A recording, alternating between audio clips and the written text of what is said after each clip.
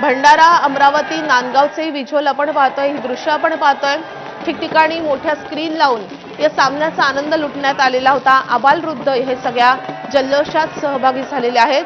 भंडाऱ्यामध्ये फटाक्यांची जोरदार आतिषबाजी करण्यात आलेली आहे। अमरावतीमध्ये देखील नृत्य करत सगळ्यांनी आनंद साजरा केला। नांदगाव, नाशिकच्या नांदगावमध्ये देखील फटाक्यांची आतिषबाजी करण्यात आली आहे।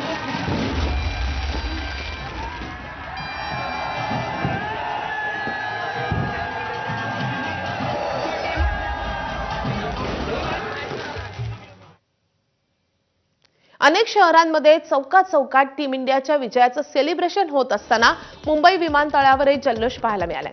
भारताच्या विजयानंतर क्रीडाप्रेमींची एकच जल्लोष केल्याचं पाहायला मिळालंय। मुंबई विमानतळ परिसरात महिलांसह क्रीडाप्रेमी बेभान होऊन नाचताना पाहायला मिळाले।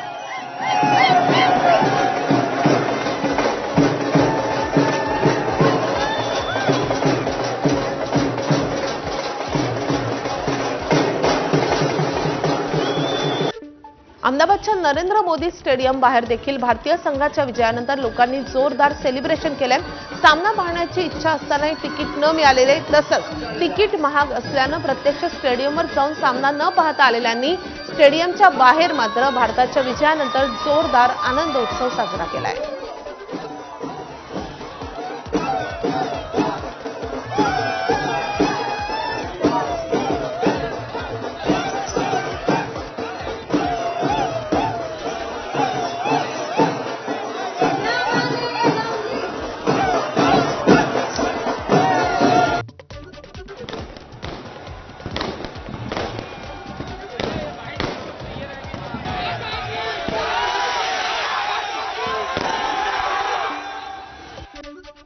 भारतीय संघानं T20 वर्ल्ड कप जिंकल्यानंतर रायगडमध्ये मनसैनिकांनी भारतीय संघाच्या विजयाचा जल्लोष साजरा केला।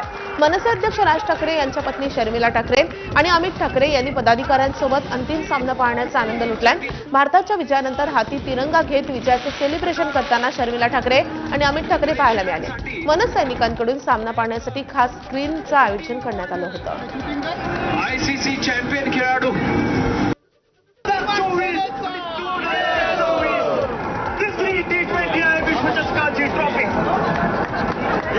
भारताचा हा गौरवशाली क्षण आणि खेळाडूंसाठी, सपोर्ट टीमसाठी तर भारतीय संघाच्या या